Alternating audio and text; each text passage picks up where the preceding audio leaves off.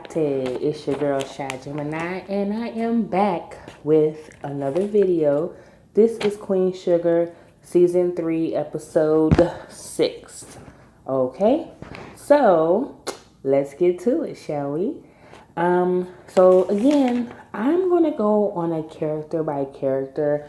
I don't want to go like scene by scene because that seems much easier for me. So I'm gonna go character by character, and I'm gonna start with Nova.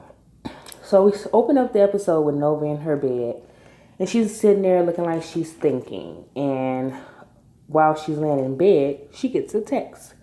Well, who is the text from? It would be Remy saying that they need to talk.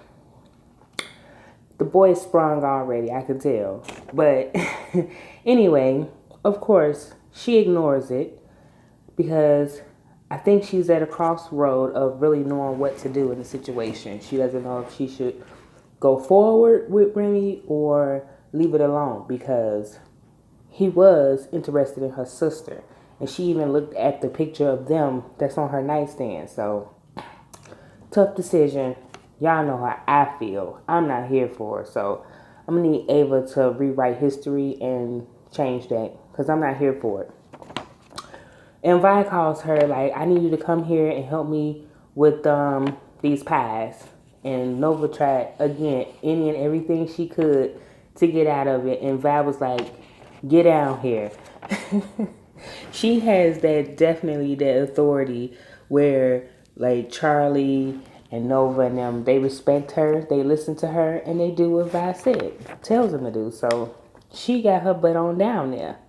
So while Nova's there, you can tell that she's distracted because she's thinking about what happened with Remy and now where they're going to go from there. So, Nova, you're a mess when it comes to relationship. Maybe you're one of those ones that need to be single and just try to figure yourself out because it's always something going on. And plus, like I said, I don't want you with him anyway. So, they're talking and Vi is talking about her childhood and just the relationship with her brother Ernest and cropping and how she was groomed to become a wife and, you know, do basically what I feel like most people were expected to do in the South was to be a homemaker, provide food for the family, take care of the family, you know, things like that. Nova starts recording her because she wants to use some of this stuff for her book because, again, the book is going to be about her family and just farming and, you know, the culture or whatever down there. So she wants to record everything that Vi is saying. So they're talking and Vi's hands start to get a little, you know, she has a problem with pain in her, either her wrists or her hands. So she's rubbing it and Vi and Nova asks her, how do you handle, you know, running your business and dealing with lupus? And y'all know Vi, she don't never want anybody to see her in a weak moment. And you know for damn sure she is not going to want that discussed in the book. Because how many people outside of the family knows that she has lupus? So if she does put it in the book, that'll become public record. And Vi doesn't want anybody to be treating her like a charity case and, you know, feeling sorry for her. So she don't want that published. And I kind of don't blame her. So, but later on, they're done baking their pies and they're eating. And again, Nova is distracted. And this time, Vi can tell. She was like, who is that, you know, calling you or texting you? Because she looked at the phone. And she was like, it's complicated or something like that. And she was telling her, like, you know, I want you to be happy. I want you to find love. Because, you know, her and Hollywood are in love and getting married. I want the same for you. But Nova, you know, she ain't ready for that. So we know Nova is not really that type of woman. She's not the settle down type of woman. I just don't see it. But anyway, so after they separate, Nova actually attempts to go see Charlie because she saw the news of Davis. Because it's spreading like wildfire, but we'll get into that. And Charlie rejected her. She said, I don't have time. I don't feel like it. I don't feel like being lectured. You can go. So she left. Nova went home and she texted Remy and said, we can't do this. And I'm like, you say that for now, but we'll see. So we go to Charlie.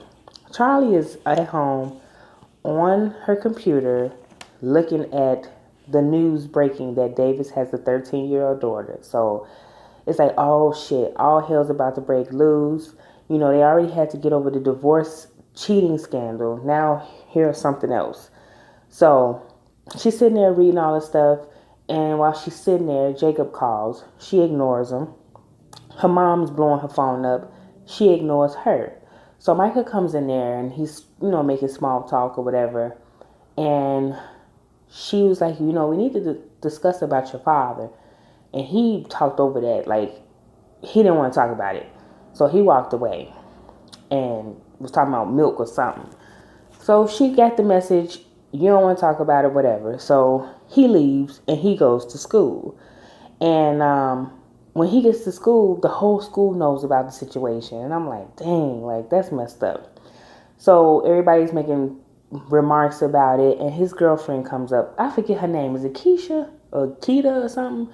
She comes up like, don't worry about it. By the time lunch comes, they won't even be talking about it no more. So don't even worry about it. So he's like, okay, cool. Then you see him in the hallway sitting by himself. And that troublemaking boy comes and, tries to talk to him. Then he said, we're going to get together after school. Do you want to come? So Micah, of course, says yes. Again, I don't like it, y'all. I don't like it. But that's where we're going. So, hey. So Charlie leaves the house. She didn't go to work, but I don't know where she was going. She's leaving the house.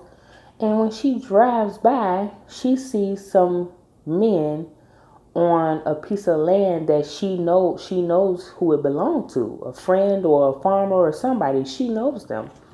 So she gets out and she's like, are you guys the EPA people? What's going on, And come to find out that the man she spoke to was the guy that approached them at the bar. And I'm like,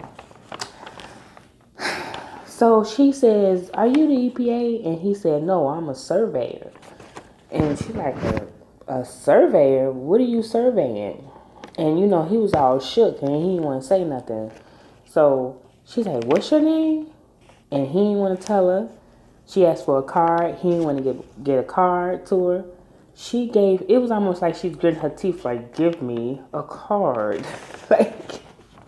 So he reluctantly gave his business card. See, I told y'all, when that dude walked up and Jacob was hurrying up and shutting him up, I said, I knew it. Something is going on. And they are getting Charlie. You're smart and you have your ways about you, but these people are already 10 steps ahead of you. So your plan, I know for a fact, I could be wrong, but I know for a fact it's going to backfire. I just believe it. I honestly do. So she meets up with the Lord Jesus, the PI person, the lady I think is her friend also, and lets her know what she observed. And she was like, I knew something was going on. They're up to something. We got to figure it out. So the PI is on it. She's like, we'll get it. We're getting information all the time. We'll get it. Then she mentions about the scandal with Davis. And, she's sorry that she's going through that. And Charlie is just like, I wasn't expecting to be dealing with this again. Like, this is just crazy. And I told her, you can't change what he did, but you can find peace about it. And that's probably the best advice that she could give you, Charlie. There's no need. You found out your husband wasn't who he really portrayed to be. Just move forward from that. And I know it's hard because you've been knowing this person, you've been loving him all these years, and then to find out he's been living a double life, like, I get it, but you're going to have to find some type of peace with it. So she just was over it the day. Like, her day was completely ruined. She was not in the best mood. So again, like I mentioned before, when she came home, Nova was waiting for her.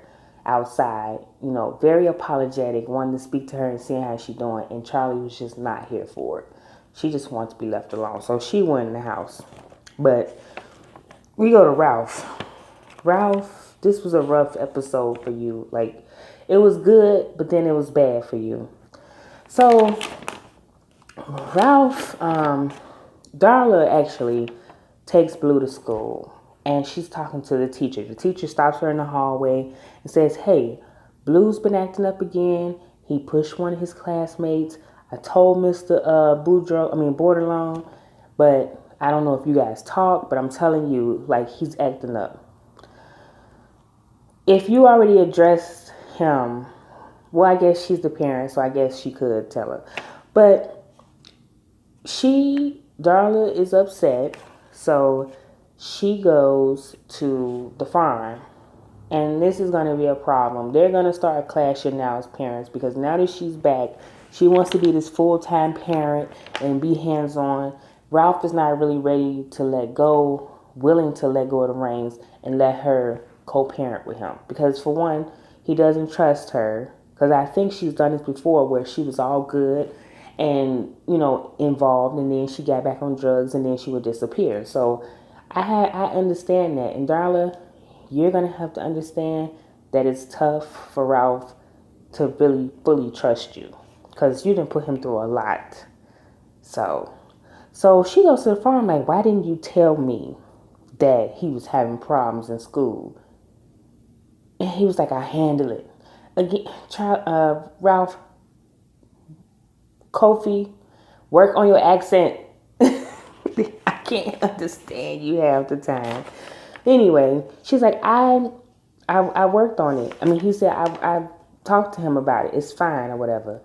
But Darla wants to talk to him and further investigate. See, Ralph probably just disciplined him, like, don't do that again, instead of really finding out the backstory of what happened, what caused Blue to hit this person. You have to sometimes talk to children and dig deep to figure out what's going on, because they will shut down and they won't tell you anything. So you have to really talk to them. And I got a feeling Ralph didn't talk to the boy. He just told him, don't do that shit no more. So she's like, "Can I pick him up so I can talk to him?" And he was, again, pushing back. "Ralph, you're going to have to pump the brakes, bruh. You got to let her. I know it's hard. I don't trust the hoe either. I'm team Ralph all the way, Ralph Angel. So I get it. But you're going to have to chill, honestly. Because you don't want her to start talking about legal stuff. So chill." So he did let her go and get Blue. And I thought that was the best thing. So she went and got him, and they went to her house. And she's showing him what his room is going to be. And they're just going over how they're going to design it, the paint and everything. So they were getting along. And it seems like Blue is so much happier with Darla now, because I feel like Ralph is subconsciously, or not really knowing, that he's probably taking his anger out on Blue because of what Darla did. So while they're at her house, Ralph and Trent go on their date. And I was like, oh my God, they are so cute together. They are truly cute. But I just hope Ralph don't mess this up. I feel like it'll be him. Anyway, they're talking about their family life and their past, and basically how they've made sacrifices for their families, or they actually left the family due to different things that were going on in their life. Well, Ralph was basically because he went to prison. Train was doing something else. I forgot what she said, but they're having a nice conversation, and you can tell the conversation is like really like engaging, and Ralph is enjoying himself and she's enjoying herself, and then they kiss. And I was like, again, I'm here for it. I like them together. I think she would be good for him. I think because she seems like a gentle soul, she's good for a fragile Ralph Angel. So I'm here for it. I'm honestly here for it. So Darla takes Blue back to the house, and she's trying to get him to talk, and she's trying to find subtle ways to bring it up. When she first attempted he ignored. Like, I want to go outside, I want to go outside. So he runs outside while she's talking. Then when they go outside, they're talking again, and she's letting him know that she's going to go back to school. And he was talking about, yeah, I'm in school, and you have to do this and follow rules. And it was something he said that was like a perfect segue for her to start asking him about what happened. So she asked him, like, what's going on, Blue? And he said that you left me and you don't love me anymore. So, of course, somebody say that about your mom, you go off. So that's what happened. He went off because the boy told him his mama didn't love him no more. So now we get it. And I'm like, Darla, as much as I hate you, you were good in that moment. Your parenting skills were on point. You knew how to get it out of Blue without yelling at the boy, which I think a lot of us parents do. We don't listen, we yell. I'm guilty of it, y'all. But yeah, she got it out of him. So, let me not forget about Micah and his troublemaking friends. I think I'm going to name them that. That's going to be their name. MTMF. MTMF. The MTMF clique.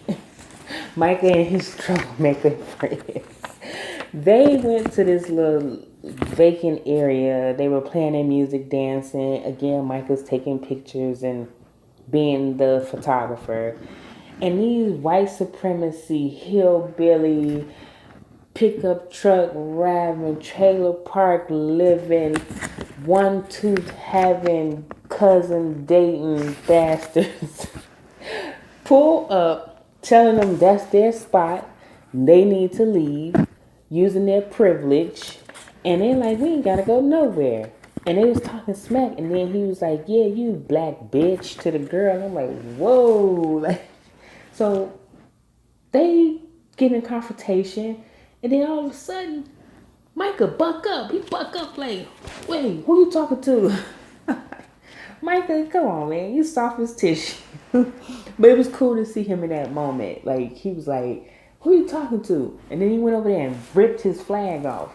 And then the dudes just drove off. I'm like, that was a little too easy. And I feel like they gonna see him again. They gonna make him pay for that. But that was cool, Micah. You got a little hair on your chest, and you was standing up for your friends. So I can appreciate that. But and then the owner of the lot or whatever comes over there and tells them to leave off his property. Mess. So we got Vi. Vi went to have dinner with the manager of the store, and they're talking business, and the guy said he wants to help her make her pies global, have them in every freezer in America, that people need to have Aunt Vi's pies. And he said, you bring the talent of baking the pies, and I will bring the business savvy, and I'll make sure it's fair. Vi, please do me this favor. Read every nook and cranny of that contract, okay? Because you don't know what they could actually, some type of clause or whatever they could put in there to screw you. Read that contract, Vi. Front, back again. Damn, just your lawyer reading it. You need to read every piece of that contract too. He seems sincere, but you never know. You honestly never know. So they're going to actually make this work. And again, Vi, you're going to have to put your pride aside. Get you a team to work with you so that you won't overexert yourself because you're sick. So you need to do that. Very good thing. So after Darla and the Blue get done hanging out with each other, they come to the house, and Benny, I think his name, the guy that works for Ralph Angel, just got his foot in the door, got his homies in Ralph Angel's house playing cards and drinking beer like it's their damn house. And I'm like, I was like, Darla was looking like, what the like, what are y'all doing here? Not with my kid. Hell no, I don't know y'all. And she was like, who are y'all? And they was all rude. You in somebody else's house. You don't. First of all, introduce yourself. I'm so and so. I'm here with so and so. Y'all was rude as hell. You in somebody's house kicking it. And Benny, you need your ass kicked. That's Ralph Angel house. He told you from the gate, from the door. You have to follow my rules. You can't be on no bullshit. And you bring your homies from the hood to his house with his kid. And he said that I have a son. How dare you do that? Darla went off. She was like, get out. Get out. So Ralph Angel comes trickling in like, what's going on in here? And he see what's going on and he like, you gotta get out. You gotta go. And I'm like, thank you. Second that motion. Get your ass out. And dude, you know you was wrong. That's why you ain't argue. I was gonna clean up and everything. No, that's not your house. You had no right to do that. You knew better. He just told you not to do that shit. Oh, I was so mad looking at it like, how dare you? This ain't even your house. Like, you had 1 foot in the door and one on a banana peel. And you did some shit like that? Your ass gonna end up back in jail. And then I tell y'all, him being there was gonna create problems for them. And it did. Darla was mad at Ralph for the dude being there. I told y'all, I be right. Dude made them argue. They started arguing back and forth. Ralph Angel yelling at her. She yelling at him. Then, of course, Blue come out, hear them yelling. He like, don't yell at my mama. So, he started yelling at Blue. Go back in your room, like, going off. And she was like, Ralph, don't do that. You know, Ralph, in this instance, I say you was wrong. You was wrong in how you handled that. And you didn't have to yell at the boy. I know you was frustrated in that moment, but you didn't have to yell at him. So then, while he yelling, he was like, I want to go with my mommy.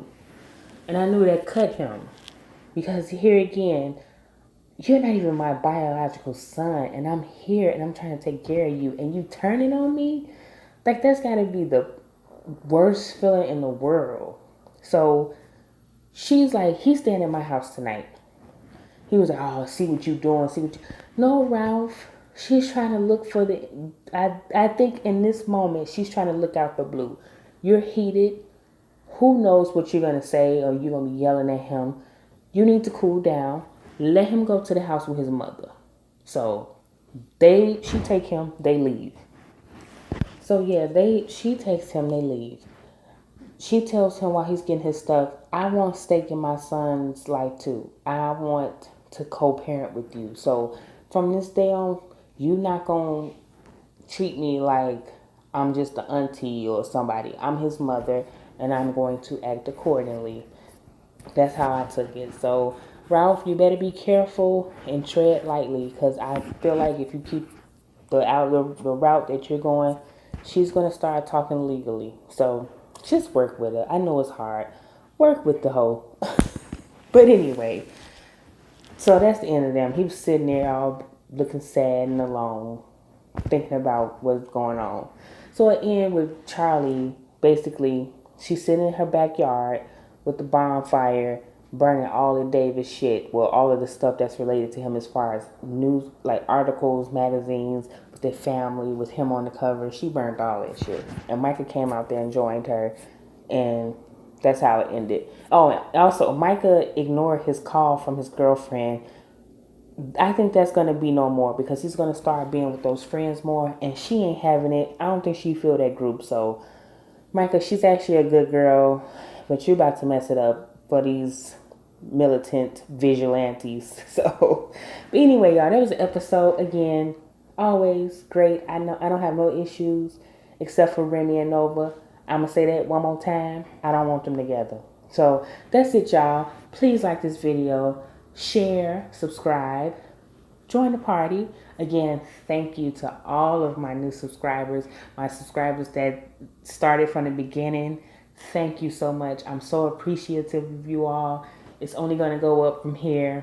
I'm practicing, and I'm going to get this, y'all. I'm going to get it. I'm going to make it better. So thank you all so much for being here. I hope you all have a wonderful rest of the week, and I should talk to you again soon. All right? Okay.